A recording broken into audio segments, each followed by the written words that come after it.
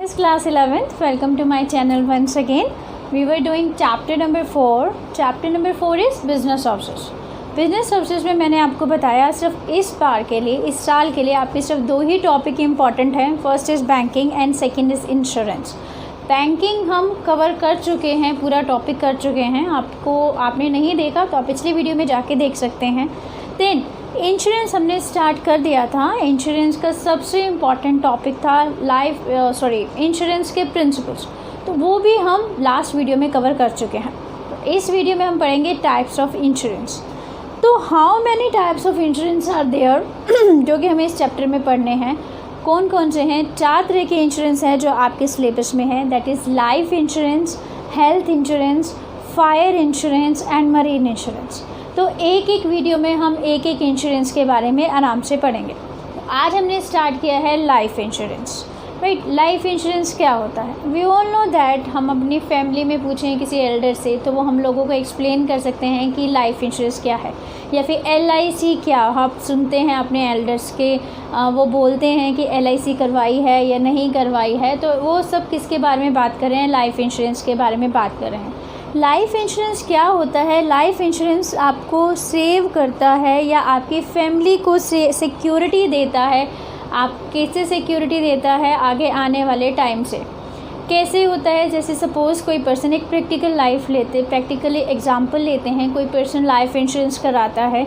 Life insurance का मतलब ये है कि आफ्टर हिज डेथ, जब उसकी डेथ हो जाएगी तो उसके बाद उसकी फैमिली वालों को वो सारा पैसा दे दिया जाएगा जितने का उसने इंश्योरेंस करवाया है. तो that is called life insurance. Right, but इसमें एक चीज़ और भी है. अगर सपोज़ वो पर्सन सर्वाइव कर जाता है मैच्योरिटी पीरियड तक, सपोज़ किसी ने 20 ईयर्स तक की लाइफ इंश्योरेंस पॉलिसी ली. लाइफ इंश्योरेंस पॉलिसी का मतलब ये है कि अगर उस एक्सपायर हो जाता है 20 ईयर्स तक या 20 ईयर्स से पहले, तो एट दैट टाइम पूरा का पूरा जो भी मनी होगा वो सारा का सारा उसकी फैमिली को दे दिया जाएगा आफ्टर हिज डेथ. अब 20 ईयर्स तक वो पर्सन सर्वाइव कर जाता है. अगर वो पर्सन सर्वाइव कर जाता है तो ध्यान रखेंगे, अगर वो सर्वाइव कर जाता है मतलब आफ्टर 20 ईयर भी वो अलाइव रहता है, तो सारा का सारा जो पैसा होगा वो सारा उसी पर्सन को मिल जाएगा जिसकी लाइफ इंश्योरेंस पॉलिसी थी. तो हम ये कह सकते हैं कि लाइफ इंश्योरेंस में क्या होता है कि लाइफ इंश्योरेंस में पैसे मिलते हैं, आपको अमाउंट मिलता है कंपनी की तरफ से, या तो किसी पर्सन की डेथ हो जाने के बाद उसकी फैमिली को. लेकिन अगर वो पर्सन अलाइव रहता है तो फिर उसी पर्सन को ही वो सारा पैसा मिल जाता है. तो पढ़ते हैं लाइफ इंश्योरेंस का meaning. Life insurance refers to that insurance in which in consideration of premium. ये चीज़ हम कर चुके हैं बेटा. कभी भी इंश्योरेंस आप करवाते हैं, किसी भी चीज़ का इंश्योरेंस करवाइए तो फ्री में तो आजकल कोई काम नहीं करता है. तो इसके लिए एक प्रीमियम होता है जो कि आपको पे करना पड़ता है. कुछ टाइम तक आप प्रीमियम पे करते हैं, मतलब इंश्योरेंस कंपनी को पैसे देते हैं, और जब मैच्योरिटी पीरियड हो जाता है तो आपको आपके पैसे मिल जाते हैं लाइफ इंश्योरेंस में. तो आपको कुछ ना कुछ premium that is set by the insurance company, जो वो सेट करेगी कितना आपको देना है, दैट इज़ वो आपको पैसा देना पड़ता है. Right, that insurance in which in consideration of premium, क्योंकि हम लोग प्रीमियम भर रहे हैं.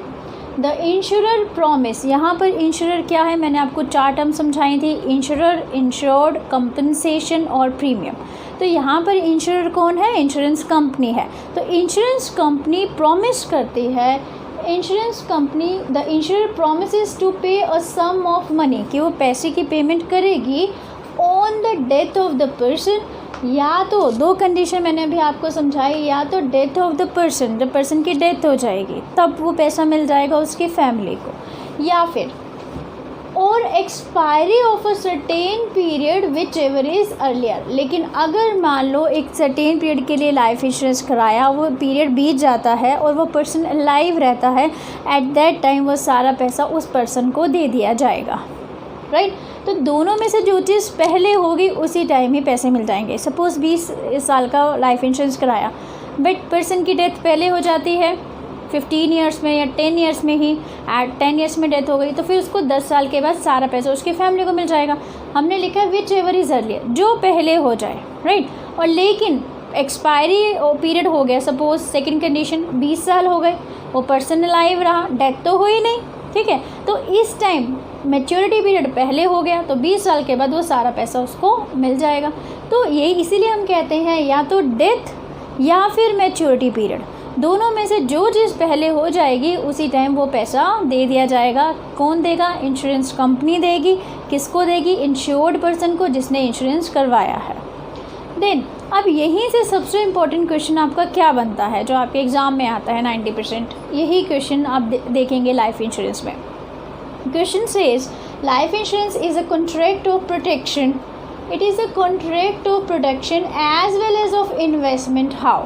ये एक कॉन्ट्रैक्ट है प्रोटेक्शन का भी और इन्वेस्टमेंट का भी। तो यही आंसर इसका है जो मैंने आपको समझाया।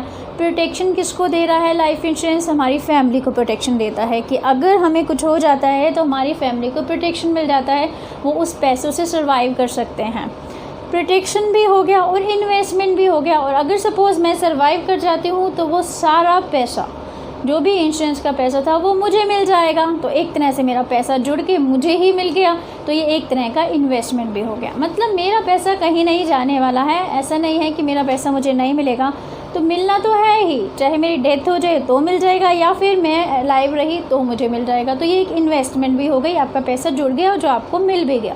तो इसीलिए कहते हैं कि life insurance is a contract of protection as well as of investment. तो इसके आंसर में हम क्या लिखेंगे?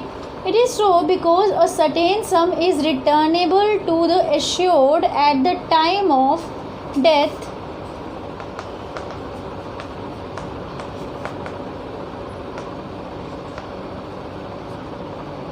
at the, एक बार पढ़ लेंगे बेटा, यहाँ पे थोड़ा सा साफ नज़र नहीं आ रहा तो मैं बोल देती हूँ आपको। assured at the time of death, या तो डेथ पर, और at the time of expiry of certain period. आपको पैसा तो मिलेगा ही, चाहे वो इस टाइम मिल जाए चाहे वो दूसरे टाइम मिल जाए, तो पैसा तो मिलना ही है। तो इसीलिए प्रोटेक्शन का भी और इन्वेस्टमेंट का भी कॉन्ट्रैक्ट है। तो मोस्ट ऑफ द टाइम आपका यही क्वेश्चन लाइफ इंश्योरेंस में आता है अगर आएगा तो। देन उसके एलिमेंट्स भी पढ़ लेते हैं। एलिमेंट्स क्या होते हैं लाइफ इंश्योरेंस के? That first is the contract of insurance is a contract of utmost fit. देखिए बेटा, ये इंश्योरेंस का जो ये एलिमेंट है ये आपको हर टाइप ऑफ इंश्योरेंस में मिलेगा, क्योंकि नेचुरली बात है, जब भी आप इंश्योरेंस कराते हैं, हमने एक प्रिंसिपल पढ़ा था, principle of utmost good faith, और वो प्रिंसिपल ये कहता था कि आप इंश्योरेंस करवाते हैं तो ना इंश्योर्ड को और ना ही इंश्योरर को, मतलब ना ही जो इंश्योरेंस करवा रहा है और साथ में जो इंश्योरेंस कर रहा है, इंश्योरर या इंश्योरेंस कंपनी, उन दोनों को एक दूसरे से कोई भी चीज़ें नहीं छुपानी चाहिए। सबको एक दूसरे को हर चीज़ बतानी चाहिए। मतलब कोई भी चीज़ जो कि इंश्योरेंस से कनेक्टेड है कभी भी छुपानी नहीं चाहिए, डिस्क्लोज करनी चाहिए, राइट। तो वैसे हम देखेंगे कि इंश्योरेंस कंपनी में आप नीचे पढ़ते हैं ऑल द कंडीशंस अप्लाई, तो हम लोग क्या करते हैं, वो छोटा छोटा लिखा होता है तो हम इसको नहीं पढ़ते हैं। तो एक्चुअली वही छुपी हुई चीज़ें होती हैं जो हमें पढ़नी चाहिए, क्योंकि बाद में वो क्या बोलेंगे, कंडीशंस लिख रखी थी हमने नीचे बट आपने ध्यान नहीं दिया, राइट, क्योंकि हमने तो सब कुछ डिस्क्लोज़ किया, चाहे वो उन्होंने छोटा छोटा ही क्यों ना लिख रखा हो। तो कंडीशंस ज़रूर पढ़िए जब भी आप कभी भी कोई कॉन्ट्रैक्ट कीजिए। तो अब लाइफ इंश्योरेंस का भी मेन एलिमेंट ये है कि आपको क्या करना, जो कोई भी पर्सन है इंश्योर्ड या जो भी इंश्योरेंस कंपनी है, इंश्योरर है, उन सबको एक दूसरे को सारी बातें बतानी चाहिए। तो इसका मेन एलिमेंट यही है। देन सेकेंड इज, और किस पे बेस्ड है life insurance? The insurable interest must be present at the time of taking policy, it is not necessary at the time of maturity. Insurable interest, ये भी principal हमने किया था। हमने इस प्रिंसिपल में किया था कि आप सिर्फ उसी चीज़ का या उसी पर्सन का इंश्योरेंस करा सकते हैं जिसमें आपका इंटरेस्ट हो। जैसे मैंने आपका एग्जांपल दिया था कि आप किसी स्ट्रेंजर का इंश्योरेंस नहीं करवा सकते हैं क्योंकि उसमें मेरा कोई इंटरेस्ट नहीं है, उसके होने या ना होने से मुझे कोई फ़र्क नहीं पड़ता है। तो अब इसमें ये एलिमेंट क्या कहता है? ये एलिमेंट ये कहता है कि लाइफ इंश्योरेंस जो आपने कराया है, जिसका भी कराया है, ज़रूरी है कि at the time of taking policy उसको प्रेजेंट होना चाहिए, राइट। लेकिन at the time of maturity अगर वो प्रेजेंट नहीं है तो भी कोई बात नहीं होती। क्यों? क्योंकि हो सकता है उसकी डेथ हो जाए, तो at the time of maturity तो वो प्रेजेंट होगा नहीं। तो एट द टाइम, वो यही एलिमेंट ये कहता है कि at the time of taking policy insurable interest होना चाहिए, आपको दिखना चाहिए, लाइव होना चाहिए। लेकिन जब पॉलिसी मैच्योर होगी तो ऐसा पॉलिसी मैच्योर हो या फिर पॉलिसी देने का टाइम हो तो ज़रूरी नहीं है कि वो आपके सामने प्रेजेंट हो सकता है उसकी डेथ भी हो गई हो। तो इसीलिए इसका ये एलिमेंट भी नेसेसरी है, इम्पॉर्टेंट है। Then next is it is not a contract of indemnity. Yes बेटा, it is a contract of principal of indemnity भी हमने किया था। और प्रिंसिपल ऑफ इंडैमनिटी ये कहता था कि इंश्योरेंस का हम इंश्योरेंस क्यों कराते हैं या इंश्योरेंस का मोटिव क्या होता है। इंश्योरेंस का मोटिव कॉन्ट्रैक्ट ऑफ इंडैमनिटी इंश्योरेंस का जो मोटिव है वो इंडैमनिटी या फिर इंडैमनीफाई करना होता है। मीन्स जो इंश्योर्ड है उसको वापस उसी पोजीशन में लाना जिस पोजीशन में वो पहले था, राइट। तो ये था आपका प्रिंसिपल ऑफ इंडैमनिटी। तो क्या हम ऐसा कर सकते हैं लाइफ इंश्योरेंस में कि हम पर्सन को जिसका इंश्योरेंस हुआ है, क्या हम उसको वापसी उसी पोजीशन में ला सकते हैं जिस पोजीशन में वो पहले था? तो नो, हम ऐसा नहीं कर सकते। अगर सपोज़ फायर इंश्योरेंस होता, कोई चीज़ ख़राब हो जाती फायर की वजह से, तो हम लोग वापसी पैसा देके वापसी उस कंडीशन में ला सकते हैं लोगों को।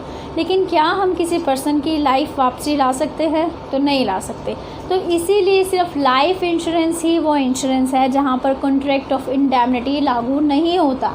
क्यों? क्योंकि हम किसी पर्सन को वापसी लाइफ नहीं दे सकते हैं, उसको अलाइव नहीं कर सकते हैं। तो इसीलिए यहाँ पर हम ये लिखेंगे कि यहाँ पर कॉन्ट्रैक्ट ऑफ इंडैमनिटी लागू नहीं होगा, राइट। तो it is not a contract of indemnity because the life of human being can not be compensated. हम उस पर कोई भी पर्सन कंपनसेट नहीं कर सकता किसी की डेथ को, राइट। तो उसको आप कितना पैसा लगा सकते हैं कि उसका कितना मनी होगा उसके लॉस पे, तो ये तो चीज़ कोई भी कंपनसेट नहीं कर सकता है, ठीक है। तो आज हमने क्या पढ़ा? हमने पढ़ा there are 4 type of insurance we are going to study.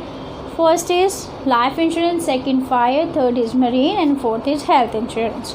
आज हमने स्टार्ट कर दिया लाइफ इंश्योरेंस का मीनिंग पढ़ा। फिर हमने पढ़ा कि life insurance contract of investment भी है, इसके साथ साथ वो हमें प्रोटेक्शन भी प्रोवाइड करता है, मोस्ट इंपॉर्टेंट क्वेश्चन। देन हमने लाइफ इंश्योरेंस के एलिमेंट्स पढ़े। उस एलिमेंट्स में हमने पढ़ा कि लाइफ इंश्योरेंस क्या है, contract of utmost good faith है, एक दूसरे से कोई बात नहीं छुपानी चाहिए।